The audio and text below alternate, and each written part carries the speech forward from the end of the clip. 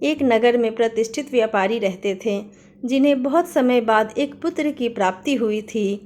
उसका नाम चंद्रकांत रखा गया। चंद्रकांत घर में सभी का दुलारा था।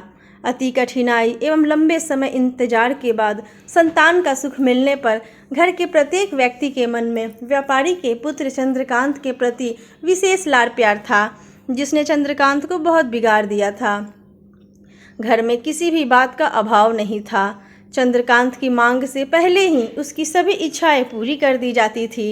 शायद इसी के कारण चंद्रकांत को ना सुनने की आदत नहीं थी और ना ही मेहनत के महत्व का आभास था।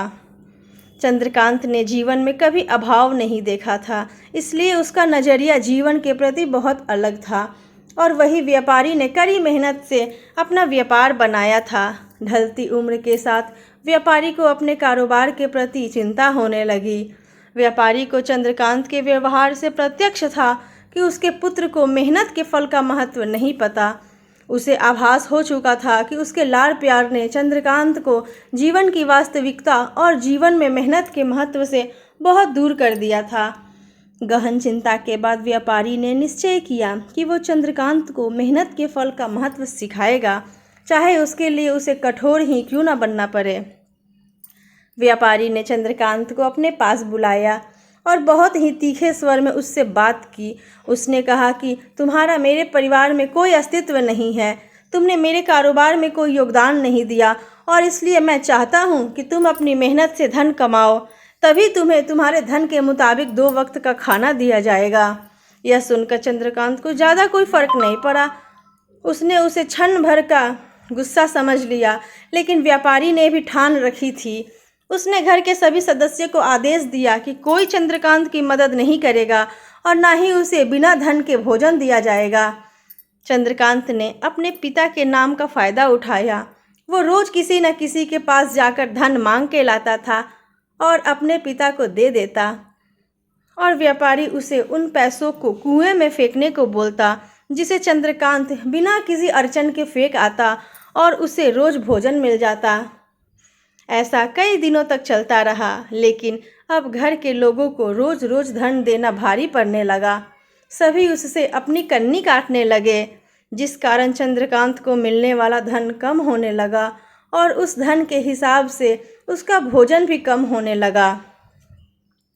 एक दिन चंद्रकांत को किसी ने धन नहीं दिया और उसे अपनी भूख को शांत करने के लिए गांव में जाकर कार्य करना पड़ा। उस दिन वो बहुत देर से थका हारा व्यापारी के पास पहुंचा और धन देकर भोजन मांगा। रोज के अनुसार व्यापारी ने उसे वो धन कुएं में फेंकने का आदेश दिया, जिसे इस बार चंद्रकांत सहजता से स्वीकार नहीं कर पाया और उसने पलट कर जवाब दिया, पिताजी, मैं इतनी मेहनत करके पसीना बहाकर इस धन को लाया और आपने मुझे एक क्षण में इसे कुएं में फेंकने को कह दिया। यह सुनकर व्यापारी समझ गया कि आज चंद्रकांत को मेहनत के फल का महत्व समझ आ गया है। व्यापारी भली भांति जानता था कि उसके परिवार वाले चंद्रकांत की मदद कर रहे हैं, तभी चंद्रकांत इतनी आसानी से धन कुएं में डाल आता था। लेकिन उसे पता था एक न एक दिन सभी परिवारजन चंद्रकांत से कन्नी काट लेंगे। उस दिन चंद्रकांत के पास कोई विकल्प शेष नहीं होगा। व्यापारी ने चंद्रकांत को गले लगा लिया और अपना सारा कारोबार उसे सौंप दिया। आज के समय में उच्च वर्ग के परिवारों की संतानों को मेहनत के फल का महत्व नहीं पता होता और ऐसे में यह दायित्व उनके माता पिता का होता है कि वो अपने बच्चों को जीवन की वास्तविकता से अवगत कराएं। लक्ष्मी उसी घर में आती है जहां उसका सम्मान होता है। मेहनत ही एक ऐसा हथियार है जो मनुष्य को किसी भी परिस्थिति से बाहर ला सकता है। व्यापारी के पास इतना धन तो था कि चंद्रकांत और उसकी आने वाली पीढ़ी बिना किसी मेहनत के जीवन आसानी से निकाल लेते।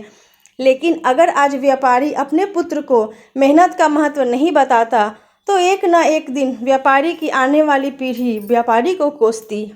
दोस्तों, अगर आप हमारे चैनल पर नए हैं तो कृपया हमारे चैनल को लाइक और सब्सक्राइब करें। धन्यवाद।